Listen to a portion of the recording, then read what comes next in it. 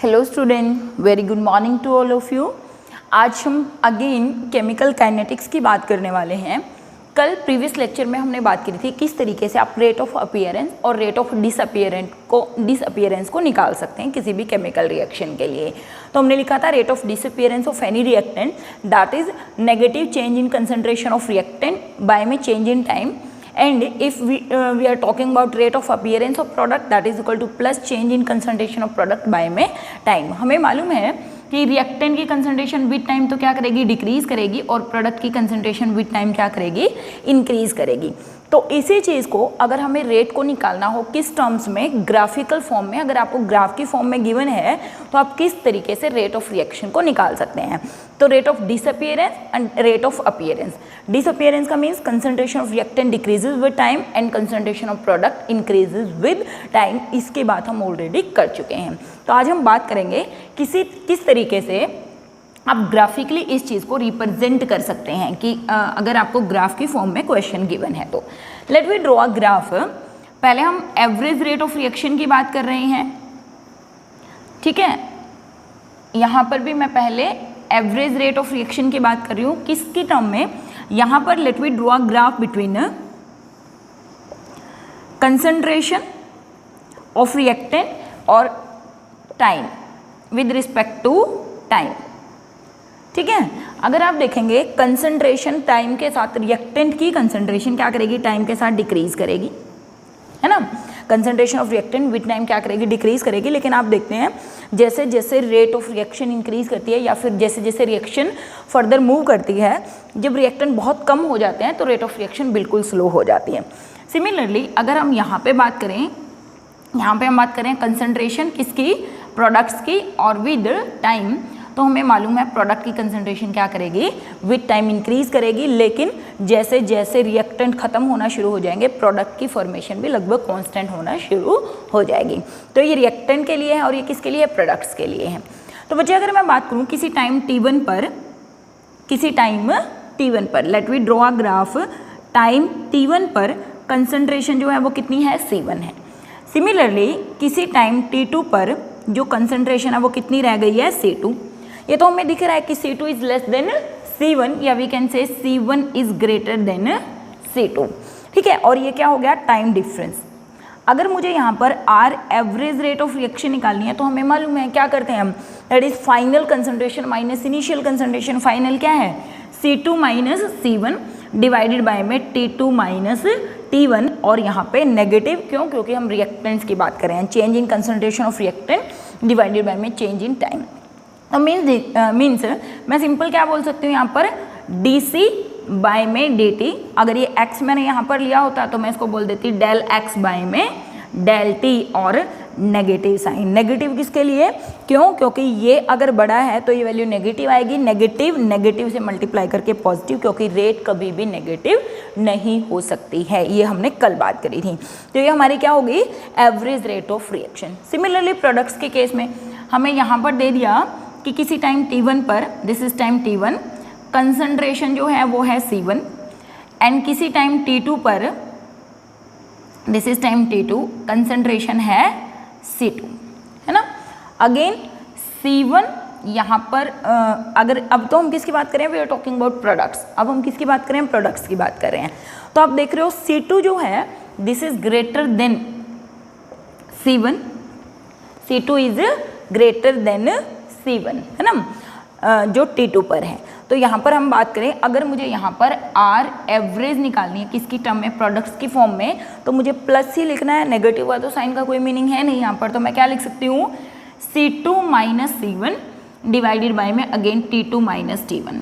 देखिए C2, क्योंकि C2 greater than this one है तो ये क्या आ जाएगा, change in concentration of C divided by में time T, that is R average in case of products. ये प्रोडक्ट्स के केस में आ जाएंगे। आप C की जगह यहाँ पर P भी लिख सकते हो, तो मैं यहाँ पे dP बाय में dt लिख दूंगी। अगर आप यहाँ पे x लिख देंगे तो हम dx बाय में dt लिख देंगे। वो डिपेंड करता है आपने कंसंट्रेशन को किस टर्म में लिया है। अगर आपको कन्फ्यूजन हो रही है यहाँ पे, तो हम यहाँ पे P लिख देते हैं कि प्रोडक्ट्स जो है ये P1 है और ये क्या है, P2 है। तो मैं यहाँ पर P2 माइनस P1 कर दूंगी, और यहाँ पे मैं क्या कर दूंगी, dP बाय में dt, that is increase in concentration of product divided by my time, that is the average rate of reaction. जो बिल्कुल आसानी से आपको कोई भी 2 कंसंट्रेशन मिलेंगी, 2 टाइम मिलेंगे, उसको आप आसानी से निकाल सकते हैं। बट व्हाट हैपन्स इफ़ हमें ये बोला जाए कि हमें किसी पर्टिकुलर इंस्टेंट ऑफ टाइम पर रेट ऑफ रिएक्शन को डिटरमाइन करना है। हमें इस लॉन्ग टाइम पे नहीं करना, फाइनाइट टाइम नहीं लेना है, ये नहीं बताना है कि इस टाइम इंटरवल में रेट ऑफ रिएक्शन क्या होगी या इस टाइम इंटरवल में रेट ऑफ रिएक्शन क्या होगी। हमें बोला किसी पर्टिकुलर इंस्टेंट ऑफ टाइम पर, मीन्स क्या पूछा गया बच्चे हमसे, आर इंस्टेंटेनियस रेट पूछी गई है। क्या पूछी गई है? Instantaneous rate of reaction. Means मैं कह दूं कि हमें ये कह दिया कि इस पर्टिकुलर इंस्टेंट ऑफ टाइम पर रेट ऑफ रिएक्शन क्या होगी, what is the rate of reaction at that particular instant of time. तो बच्चे अगर इंस्टेंटेनियस रेट ऑफ रिएक्शन हमें डिटरमाइन करनी आ गई तो उस कंडीशन में we have to draw a tangent. Mathematically आप जानते हैं ये बात कि अगर मुझे किसी पर्टिकुलर इंस्टेंट ऑफ टाइम पर कंसंट्रेशन फाइंड आउट करनी पड़ेगी या रेट ऑफ रिएक्शन डिटरमाइन करनी पड़ेगी तो मुझे उसके लिए क्या करना पड़ेगा, we have to draw a tangent over there. तो हमने यहाँ पे क्या किया, एक टेंजेंट ड्रॉ कर दिया, ठीक है ना, वी ड्रॉ अ टेंजेंट। और यहाँ पर जो एंगल है दैट इज थीटा। और अगर हम बात करें what is this is the theta is the angle made by the tangent on the positive axis या positive side of x axis, ठीक है। तो ये एंगल है। तो यहाँ पे अगर हम बात करें अगर मुझे आर इंस्टेंटेनियस चाहिए तो ये हम निकाल सकते हैं 1/n इंटू स्लोप। क्यों? क्योंकि जो इंस्टेंटेनियस रेट है किसी भी पर्टिकुलर उस पर, उसकी वैल्यू हमें कहाँ से मिलेगी, स्लोप से। यहाँ पर जो n है, आप चाहें तो यहाँ पर भी n ऐड कर सकते हैं, 1/n। n क्या है? This is the stoichiometric coefficient, ठीक है। n is the stoichiometric coefficient. अगर आप इसको ऐड नहीं करना चाहते हैं तो means are instantaneous that is equal to slope, ठीक है। n हमने कहा क्या है, स्टिकियोमेट्रिक कोफिशिएंट, स्टिकियोमेट्रिक कोफिशिएंट। तो मीन्स मैं क्या लिख सकती हूँ कि what is R instantaneous that is equal to -1/n into slope.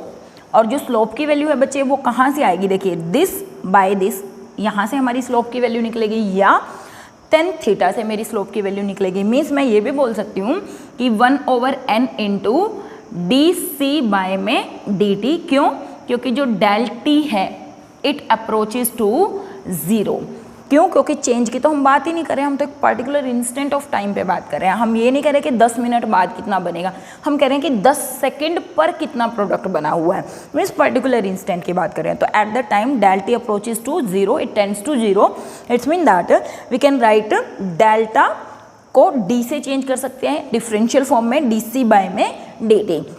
और या फिर हम ऐसे भी लिख सकते हैं -1/n इंटू, यहाँ पे हम क्या लिख सकते हैं कि स्लोप है dc बाय में dt है, या फिर ये जो वैल्यू हमें गिवन है this one and this one, अगर मैं इसको o, इसको a, इसको b मान लूँ तो मैं लिख सकती हूँ OA बाय में OB लाइक दिस, ठीक है। तो OA बाय में OB, this is OA and B। तो अगर मुझे ये चीज़ मालूम है, या ये भी लिख सकती हूँ एक और फॉर्म में, ऐसे भी लिख सकती हूँ -1/n tan थीटा, अगर हमें थीटा की वैल्यू क्वेश्चन के अंदर प्रोवाइड होगी। कंसंट्रेशन नहीं दे रखी है, थीटा की वैल्यू हमें प्रोवाइड कर रखी है, दिस वन। हो सकता है क्वेश्चन में आपको कंफ्यूज करने के लिए ये वाली वैल्यू भी दे दें, लेकिन अगर आपको ये वाली वैल्यू है मालूम है तो ये तो आप ऑटोमेटिकली निकाल सकते हैं, क्योंकि ये टोटल कितने का होगा, 180 का होगा। तो इस तरीके से you can find out the value of tan theta. Similarly यहाँ पर भी हमें क्या करना पड़ेगा, we have to draw a tangent. यहाँ पर भी हमें क्या ड्रॉ करना पड़ेगा, we have to draw a tangent. ये टेंजेंट हमने यहाँ पे ड्रॉ किया, मान लिया मुझे इस पर्टिकुलर इंस्टेंट ऑफ टाइम पे उन्होंने कहा है कि इस टाइम पर इंस्टेंटेनियस रेट ऑफ रिएक्शन निकालिए, तो इस टाइम पर भी ऑब्वियस है जो स्लोप की वैल्यू है वही हमें क्या देगी, रेट ऑफ रिएक्शन देगी। Means are instantaneous in case of product is also equal to 1/n into slope. यहाँ पे नेगेटिव साइन नहीं आएगा, पॉजिटिव स्लोप आएगी, तो यहाँ पे इसकी ज़रूरत नहीं है। वहाँ पर नेगेटिव स्लोप आ रही थी, इसलिए नेगेटिव नेगेटिव मल्टीप्लाई बाय में पॉजिटिव, तो स्लोप। या फिर हम क्या लिख सकते हैं, 1/n into tan theta.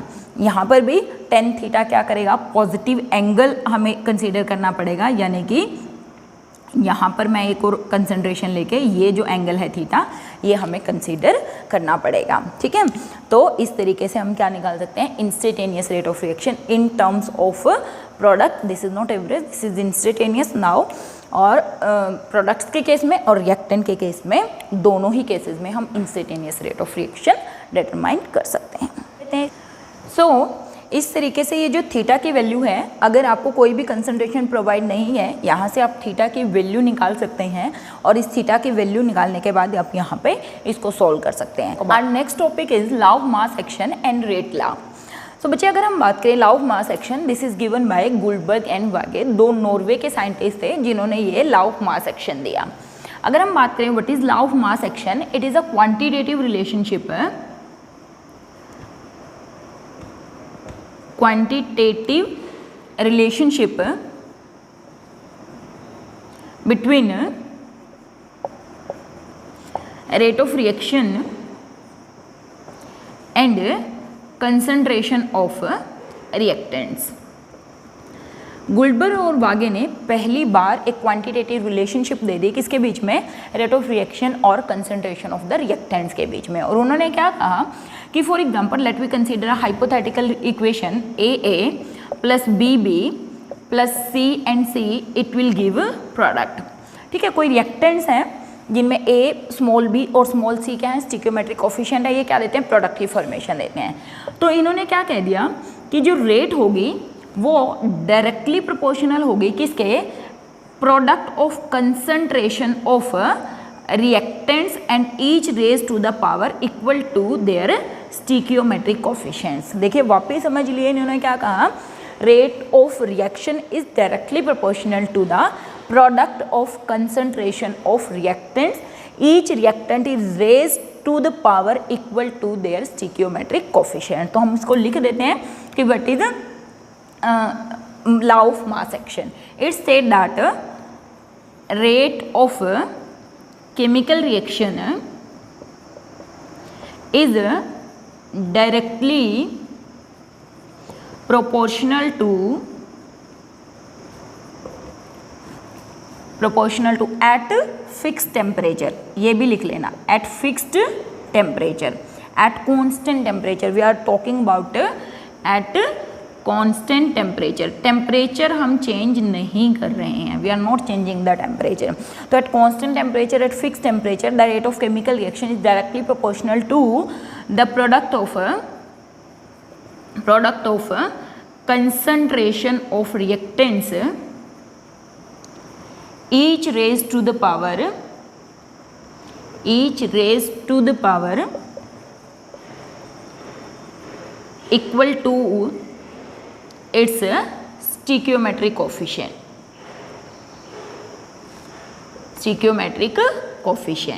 That is known as law of mass action, ठीक है। अगर हम इसको फर्दर सोल्व करें तो देखिए बच्चे क्या होगा, rate that is equal to K, है ना। इसको जब हटाया तो हमने कांस्टेंट लगा दिया, इसको हमने कह दिया a की पावर a, b की पावर b एंड c की power c।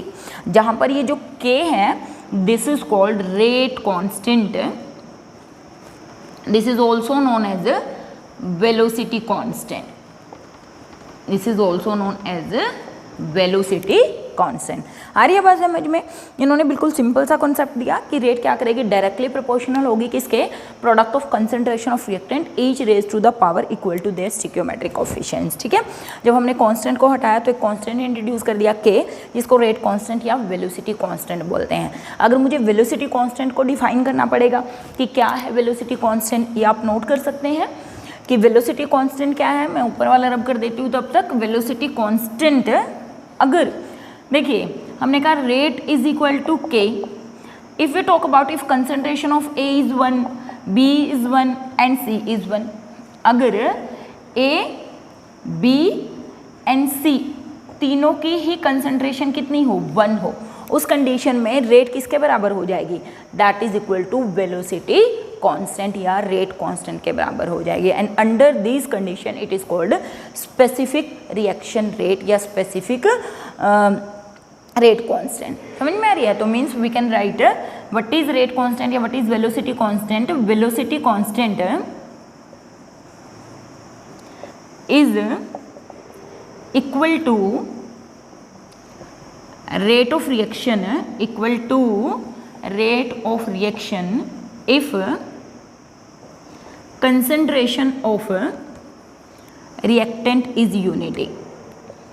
Concentrate of reactant is unity means सबकी concentration क्या होगी 1 होगी और it is called specific reaction rate. It is called specific reaction rate. ठीक है, रेट कांस्टेंट, वेलोसिटी कांस्टेंट या स्पेसिफिक रिएक्शन रेट या स्पेसिफिक वेलोसिटी कांस्टेंट इसको बोलते, ठीक है।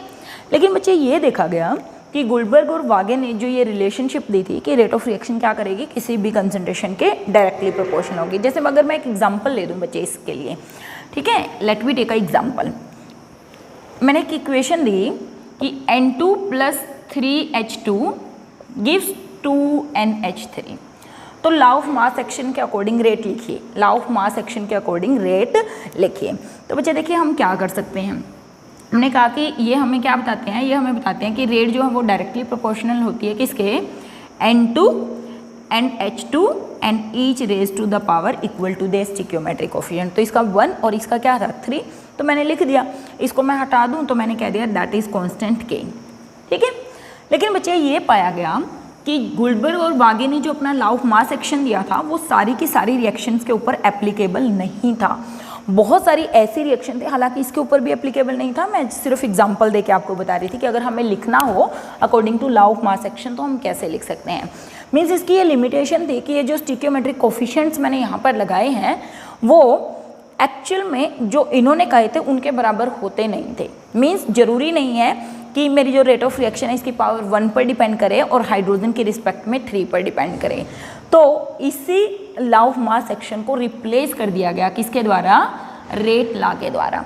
तो बेसिकली हम लॉ ऑफ मास एक्शन को आजकल नहीं प्रेफरेंस देते हैं, किसको देते हैं, रेट लॉ को। लेकिन अगर किसी क्वेश्चन में आपको रेट लॉ ही गिवन नहीं हो तो उस कंडीशन में हम लॉ ऑफ मास एक्शन को फॉलो कर सकते हैं, ठीक है। तो let we discuss another law that is rate law which is very very important, ठीक है। इतनी बात आपको समझ में आ गई होगी कि लॉ ऑफ मास एक्शन हमें क्या बोलते हैं और रेट कांस्टेंट या वेलोसिटी कांस्टेंट क्या है। Let we talk about rate law. It's said that, मान लिया कोई रिएक्शन, अगेन मैं एक रिएक्शन ले रही हूँ AA + BB + C and C, it give product. मैंने वही हाइपोथेटिकल रिएक्शन ली है और इसके लिए मुझे according to rate law, according to rate law, rate is directly proportional to concentration of A, B and C each raised to the power P, Q, R, but these P, Q, R not A, B, C। Actually में these P, Q, R are experimentally determined quantities। ये जो powers थी ये स्टिकियोमेट्रिक coefficients नहीं हैं, ये तो क्या है, कुछ एक्सपेरिमेंटली डिटरमाइंड क्वांटिटीज़ हैं। और ये जो पी क्यू आर हैं these are also known as order of reaction, इनको ऑर्डर ऑफ रिएक्शन भी बोला जाता है। लेकिन ऐसा भी नहीं है कि ये पी कभी ए के बराबर नहीं हो सकता, ये क्यू कभी बी के बराबर नहीं हो सकता, ये आर कभी सी के बराबर नहीं, ऐसा भी नहीं है। किसी किसी रिएक्शन में A B C P Q R के बराबर हो सकती है, लेकिन वो बाय चांस होगी, ऐसा कोई रूल नहीं है कि पी क्यू आर पक्का ही ए बी सी के बराबर होंगे। होप आपको अब ये बात समझ में आई होगी कि रेट लॉ और लॉ ऑफ मास एक्शन में क्या डिफरेंस है। मैं लिख देती हूँ रेट लॉ क्या कहता है। It state that rate of reaction is directly proportional to product of concentration of reactants each raised to some stoichiometric coefficients which are experimentally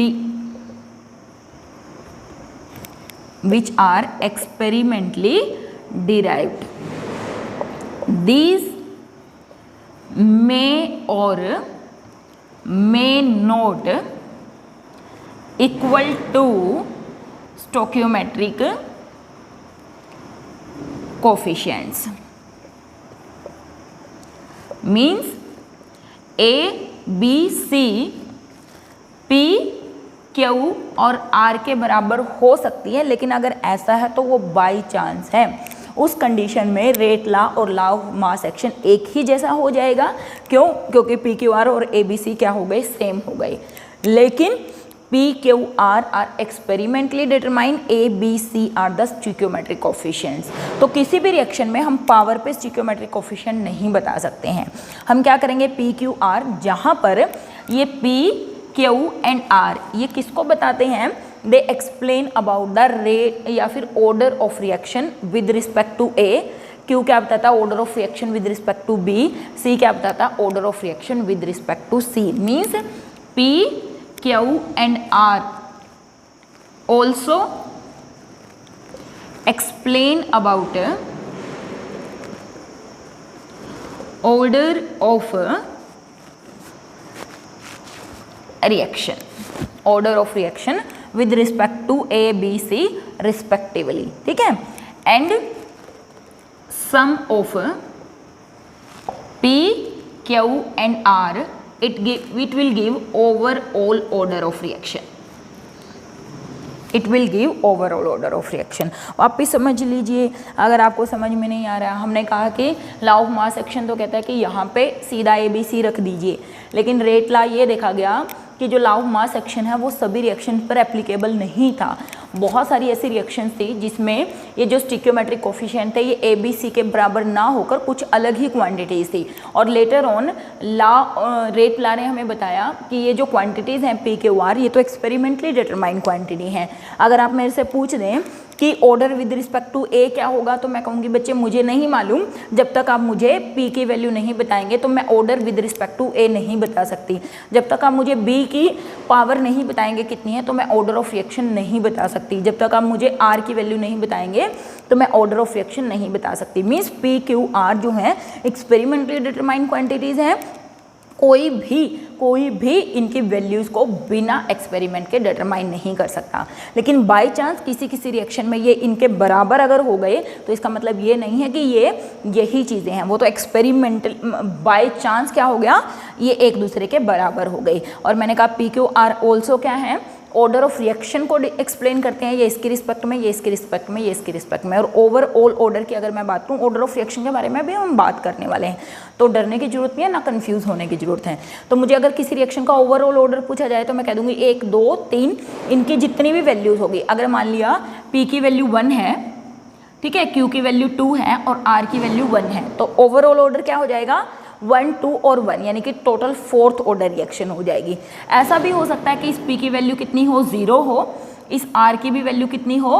0 हो, तो ओवरऑल ऑर्डर रिएक्शन क्या हो गया? 2nd order of reaction. ठीक है, इसके respect में 0, इसके रिस्पेक्ट में 0 और इसके रिस्पेक्ट में क्या है? 2nd order reaction. मीन ये हमें ऑर्डर ऑफ रिएक्शन के बारे में डिफाइन करते हैं।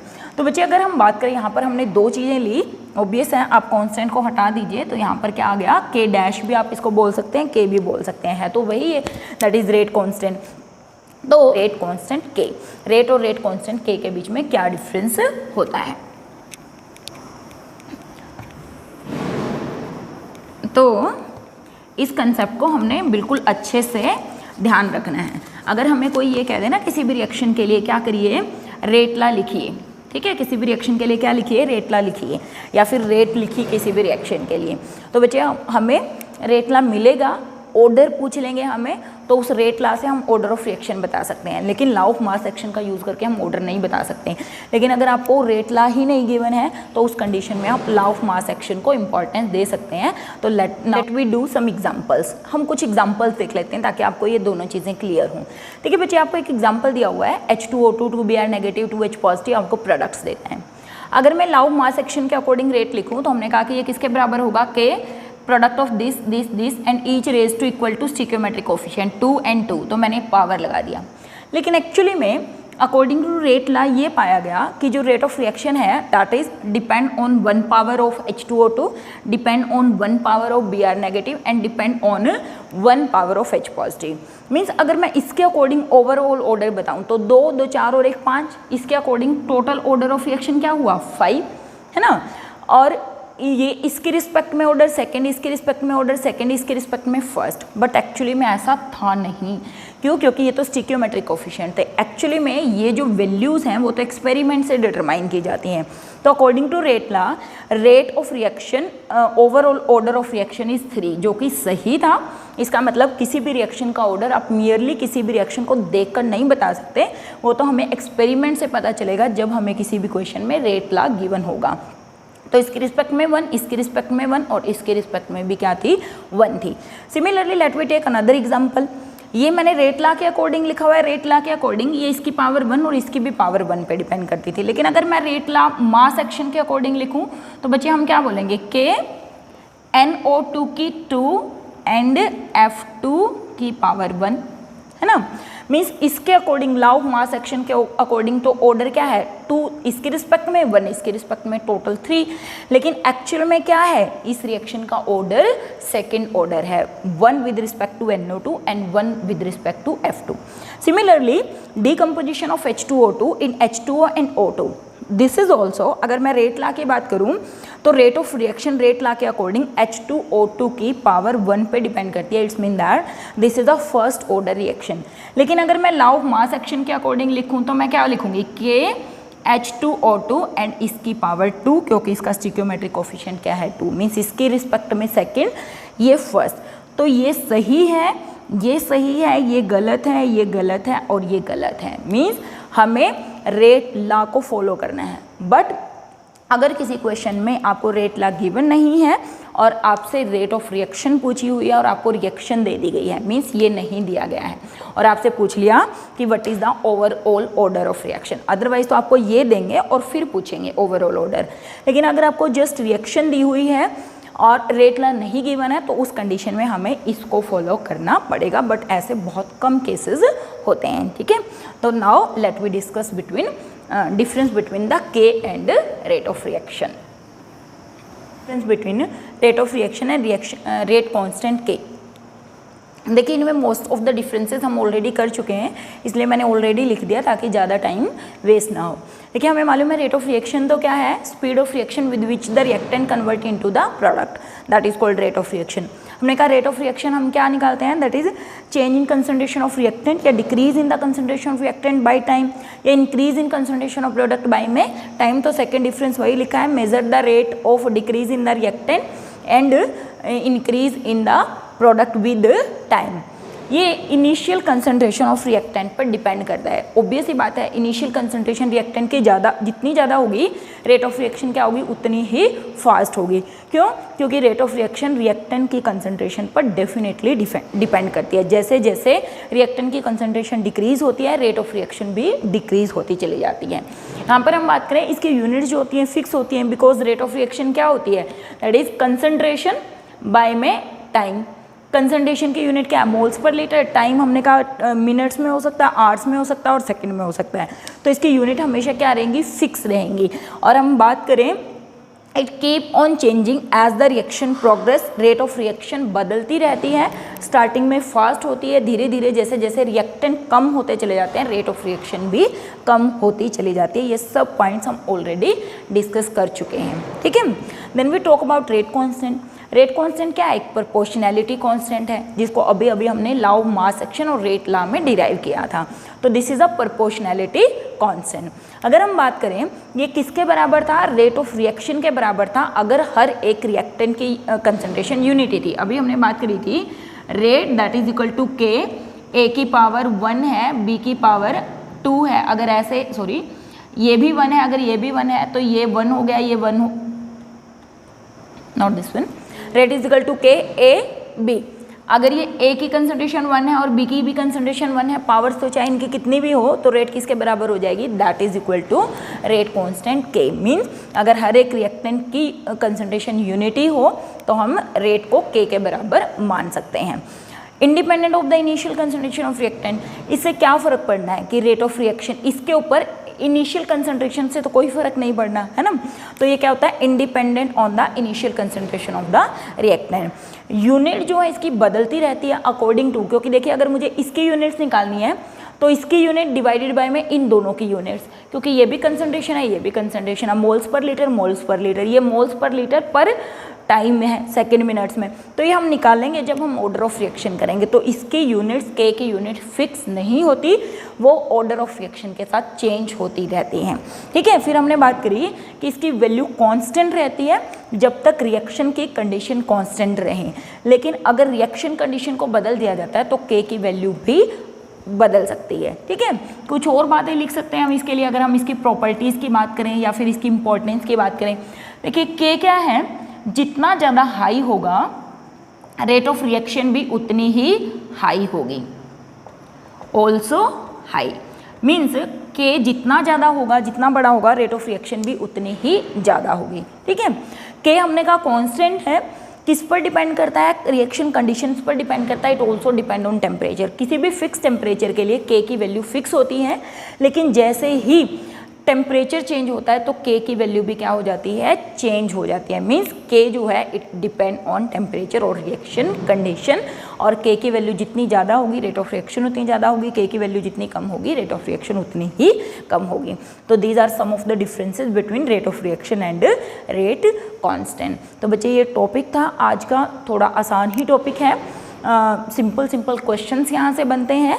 तो मिलते हैं नेक्स्ट लेक्चर में, जहाँ पर हम बात करने वाले हैं कौन से फैक्टर्स की, factors affecting rate of chemical reaction, कौन कौन से फैक्टर्स हैं जो रेट ऑफ केमिकल रिएक्शन को अफेक्ट करते हैं। After that we will talk about order of reaction and molecularity of the reaction, जहाँ से इम्पॉर्टेंट टॉपिक हमारा शुरू हो जाता है। ऐसा नहीं है कि ये इम्पॉर्टेंट नहीं है, बट जो नेक्स्ट पोर्शन है that is very very important. तो तब तक घर रहिए, सेफ रहिए, मिलते हैं नेक्स्ट लेक्चर में। Have a nice